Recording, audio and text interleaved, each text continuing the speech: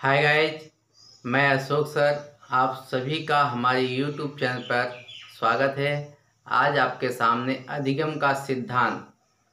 के सिद्धांत पर चर्चा करेंगे, जो कि अधिगम का सिद्धांत थार्नडाइक महोदय ने दिया है प्रयास एवं त्रुटि का। इस पर हम लोग विस्तृत रूप से चर्चा करेंगे, देखेंगे, समझेंगे।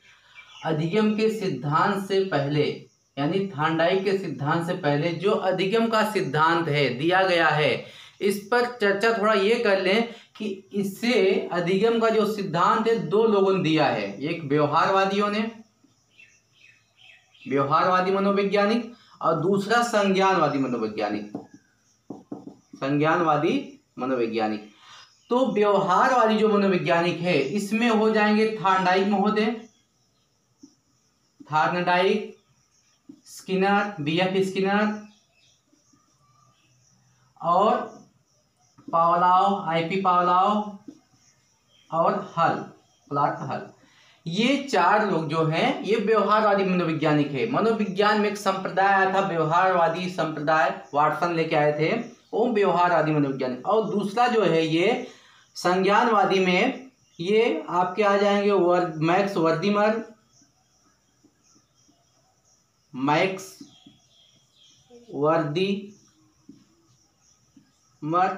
एक संप्रदाय इसमें भी आता है गेस्टाल्टवाद। तो गेस्टाल्टवाद के संप्रदाय में जो मनोवैज्ञानिक है वो आएगा मैक्स वर्दीमर, कोहलर, कोफका और लेविन। ये मनोवैज्ञानिक है। इसमें केवल अंतर इसलिए बता दिया कि थोड़ा सा अंतर है। इसमें थोड़ा अंतर इतना है कि ये जो मनोवैज्ञानिक है व्यवहारवादियों का मानना है कि अधिगम जो होता है कैसे धीरे धीरे होता है। अधिगम धीरे धीरे होता है, अधिगम यंत्रवत होता है, इतना। और लेकिन इनका क्या मानना, अधिगम अचानक होता है। अधिगम अचानक कह दिया, अचानक होता है। और ये किस पे बल देते हैं, ये देंगे पुनर्बलन, प्रेरणा, उद्दीपक, अनुक्रिया। ये चार तत्व इन्होंने बताया अधिगम के। और लेकिन संज्ञानवादियों ने क्या बताया कि बुद्धि, संज्ञान, समस्या, प्रत्यक्षीकरण, इस पे ये लोग इसके तत्व बताए हैं। तो हम लोग इसमें सबसे पहले चर्चा कर रहे हैं, देख रहे हैं थार्नडाइक महोदय का। थार्नडाइक महोदय जो अधिगम का सिद्धांत दिया है उस पर हम लोग विशेष रूप से चर्चा कर रहे हैं। तो हम लोग ये चर्चा कर लेंगे, देख लेंगे कि प्रयास एवं त्रुटि का सिद्धांत, ट्रायल एंड एरर थ्योरी, इसके प्रतिपादक कौन है, E.L. थार्नडाइक, अमेरिकन व्यवहारवादी मनोवैज्ञानिक E.L. थार्नडाइक ने इसका प्रतिपादन किया।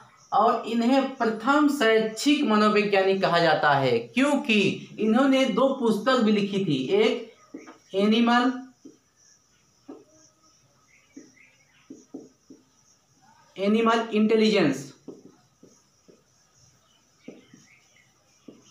इंटेलिजेंस और दूसरी पुस्तक थी एजुकेशनल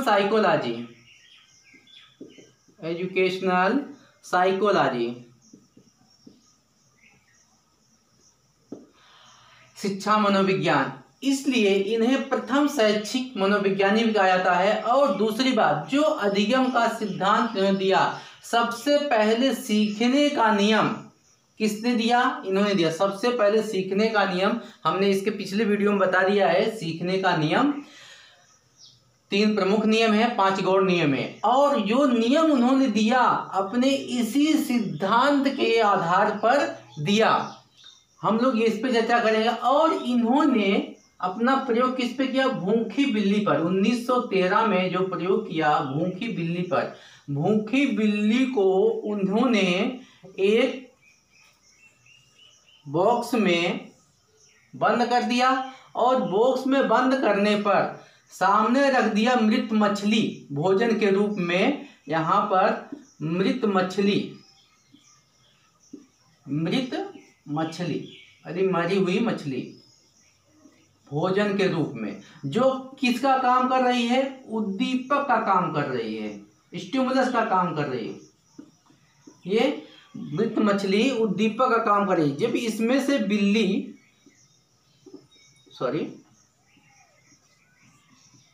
भूखी बिल्ली भोजन को देखकर, यहां से दिखाई दे रहा है उसे, भोजन को देखकर अनायास अथक प्रयास कर रही, उछलना कूदना ये कर रही है। तो क्या कर रही है? अनुक्रिया कर रही है, रिस्पॉन्स।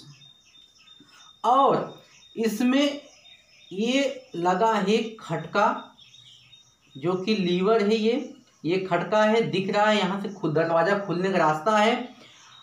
इतना अथक प्रयास करने पर, यानी कई बार असफल प्रयास की, बहुत प्रयत्न की, गलती भी की, और लास्ट में क्या होता है, एक बार उसका पैर इस लीवर पर पड़ जाता है। इस लीवर पर पड़ने पर ये दरवाजा खुल जाता है। जब खुल जाता है तो क्या करती है? भोजन को प्राप्त कर लेती है।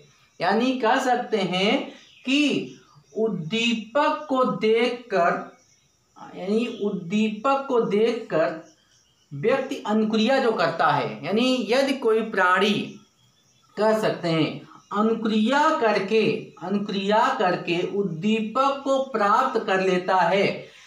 यदि कोई प्राणी अनुक्रिया करके उद्दीपक को प्राप्त कर लेता है तो उसके बीच एक संबंध बन जाता है। उसे ही मनोविज्ञान भाषा में अनुबंधन कहते हैं। क्या कहते हैं? अनुबंधन, बॉन्डिंग कहते हैं। जब हमारा बॉन्डिंग हो गया, अनुबंधन हो गया, तब क्या होता है? अधिगम हो गया, हमारा अधिगम हो गया। हाँ, अब ये क्या हुआ? थांडाइक महोदय ने पुनः बिल्ली को बॉक्स में डाले। तो कुछ प्रयास करने के बाद वो तुरंत लीवर खटका दबाई और फिर भोजन को प्राप्त कर ली। ऐसा बार बार ये क्रिया कई बार किए तो परिणाम स्वरूप यह देखा गया कि बिल्ली को जैसे ही बॉक्स में डाले वो तुरंत लीवर पर पैर रखी और भोजन को प्राप्त कर ली। यानी इनका सिद्धांत इस पे ही है। और इनके सिद्धांत को जो अन्य नाम है, इतने अन्य नाम है, और ये सिद्धांत से ही निकलकर पता चल जाता है। जैसे उद्दीपक अनुक्रिया का सिद्धांत, उद्दीपक और अनुक्रिया, यानी स्टिमुलस और रिस्पांस का सिद्धांत जो है। अधिगम का बंद सिद्धांत कहते हैं। प्रयत्न एवं भूल का सिद्धांत, भाई इन्होंने कई बार ये प्रयत्न की और भूल भी की, इसलिए इसका नाम प्रयत्न और भूल का सिद्धांत। संयोजनवाद का सिद्धांत नाम दिया गया है। और यस आर थ्योरी, यानी स्टिमुलस रिस्पांस थ्योरी या यस और बॉन्ड कहा जाता है। अब ये ध्यान रखिए, यस और बॉन्ड क्योंकि यस को पहले क्यों रखा गया? क्योंकि इन्होंने विशेष उद्दीपक को ज्यादा महत्व दिया है। उन्होंने कहा उद्दीपक देख करके बिल्ली अनुक्रिया कर रही है, इसलिए यस और थ्योरी इसका नाम दिया गया है। अब इनका जो सिद्धांत है, इसका शैक्षिक उपयोग, शैक्षिक महत्व क्या है कि अधिगम की प्रक्रिया में जब कोई व्यक्ति बार बार दोहराता है तो क्या होता है कि उसके जो कमी है, कमी की संख्या कम होती है उसमें, और समय भी कम लगता है, और वो बार बार करने से उसको सीख जाता है, उसका अधिगम हो जाता है। यह सिद्धांत उनका जो है मंद बुद्धि बालकों के लिए विशेषकर था। मंद बुद्धि उसके लिए विशेषकर था, क्योंकि मंद बुद्धि बालक के लिए इनका सिद्धांत बहुत ही उपयोगी है। और यह बच्चों के उच्चारण जो अशुद्धियां होती हैं, इसमें उसका प्रयोग किया जाए, इस सिद्धांत का प्रयोग किया जाता है। इसी सिद्धांत के आधार पर उनके उच्चारण अशुद्धियों को दूर किया जाता है, क्योंकि बार बार दिया जाता है अभ्यास करने के लिए। और जो इनके सिद्धांत हमने पहले ही बताया कि जो इनका सीखने का नियम था, इसी सिद्धांत के आधार पर ही था। और इन्होंने क्या कहा कि ये जो अधिगम होता है, उसमें सूझ की कोई भूमिका नहीं होती है, इसमें सूझ की भूमिका नहीं होती है। ये भूखी बिल्ली को ये पहले से ज्ञात नहीं था, वो संज्ञान नहीं रहता कि हम ये लीवर दबाएंगे तो हमें भोजन प्राप्त हो जाएगा, बल्कि उसे अथक प्रयास, कई बार असफल प्रयास की और कई प्रयत्न किए, फिर बाद में उसे ज्ञात हुआ कि इसे हम दबाएंगे तो हमें भोजन प्राप्त हो जाएगा, खटका को दबाएंगे तो भोजन प्राप्त हो जाएगा। आज के लिए बस इतना ही। अगले वीडियो हम देखेंगे कि स्किनर महोदय का सिद्धांत। तब तक के लिए धन्यवाद।